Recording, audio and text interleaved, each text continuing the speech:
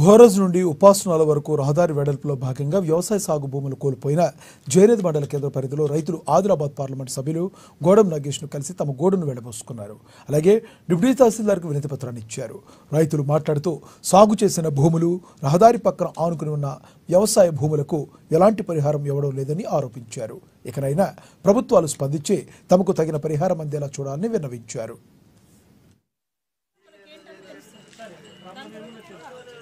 మా చేన్ను గత 40 సంవత్సరాల కింద రోడ్డు విస్తీర్ణము చేపట్టారు. అప్పుడు 32 ఫీట్లతోని రోడ్డును నిర్మించిండ్రు.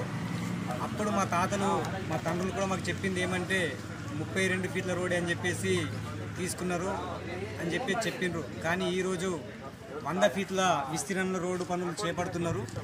దానికి ఇప్పటి వరకు మాకు ఒక కిస్తు వచ్చింది, మిగతా డబ్బులు ఇప్పటి వరకు రాలేదు. మా అనుమతులు తీసుకోకుండానే రోడ్డు వెడల్పు చేసుకొని మాకు రాకపోకలకు ఇబ్బంది అవుతుంది. మేము దానివల్ల పంట నష్టపోయి ఇలా బ్రతకడం కూడా దానివల్ల కష్టమవుతుంది.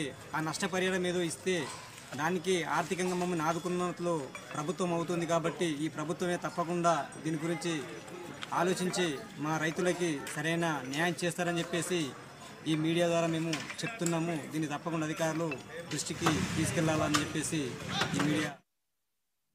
Congress party Adilabad assembly incharge కంది